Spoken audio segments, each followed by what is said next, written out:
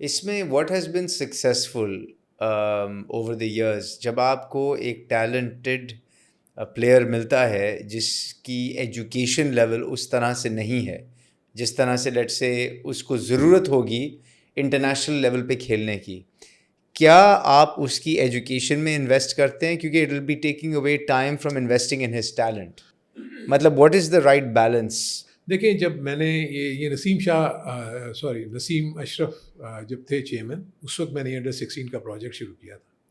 तो उसमें मेरा एक जो एजुकेशन वाला भी प्लान था, जिसमें ये था कि मैंने कहा था हम किसी भी एजुकेशनल इंस्टीट्यूशन को अपने साथ मिलाते हैं और उनको कहते हैं कि हम दिन में इनको हम आपके पास भेजेंगे। और मैंने उनको कहा था कि सारे सब्जेक्ट्स नहीं, जो इम्पोर्टेंट 3 से 4 जो इम्पोर्टेंट सब्जेक्ट्स हैं, ताकि इनको पता हो कि इनको सुबह ये वो अटेंड करें और शाम को हम इनको क्रिकेट की ट्रेनिंग कराएंगे। समा और दी अदर उन्होंने कहा यार ये बहुत बड़ी रिस्पॉन्सिबिलिटी हो जाएगी और हम पूरा साल हम कैसे इनको मैनेज करेंगे, कैसे नहीं करेंगे। सो मैंने उनको उससे ये कहा था कि हम ज़रूरी नहीं है कि वो हमारे पास अगर वो 2 महीने के लिए आते हैं, हम यहाँ तो उनको कर लेते हैं, लेकिन जब ये अपने अपने उन जगहों पे चले जाए तो ये जो हमारी स्कूल्स हैं जिनके साथ हम टैग होंगे, इनकी चेन है जो कि वहाँ उनकी स्कूल्स भी होंगे जिस भी जगह पे ये रहते होंगे। सो सम और दी अदर इस पे इतना काम नहीं हुआ, लेकिन आप ये बात जो कह रहे हैं ना, ये ऑलरेडी पाइपलाइन में था कि हम इनकी एजुकेशन की तरफ जो है ना वो ज़रूर रखें, ताकि शऊर जो है ना वो देखें ना। आगे जाके हमने इतना आपको पैसा मिल जाता है कि आपको समझ ही नहीं आता ना।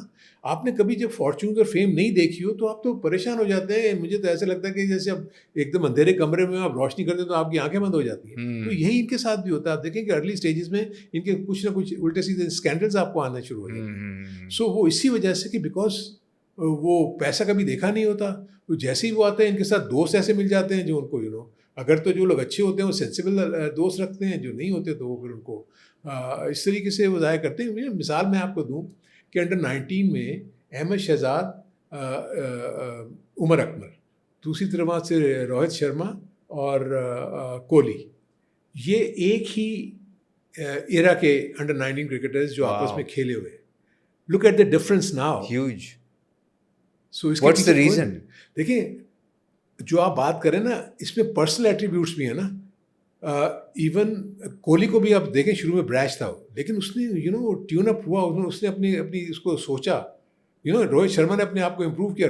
आपको पता है कि जो धोनी था, द मोस्ट सक्सेसफुल कैप्टन, उसको तो कुछ भी नहीं आता था, उसने अपने आप को ग्रूम किया। तो इनको में हम सब यही यार, आपके पास तो लोग खुद भागे हुए आएंगे, आप इनको सिर्फ अप्रोच करो तो लोग आपके दीवाने होंगे, आपको आके सारा कुछ करके देंगे। तो आप देखेंगे इन्होंने कितना बड़ा, इतना बड़ा टैलेंट हमारा ये जो है वो ज़ाया हो।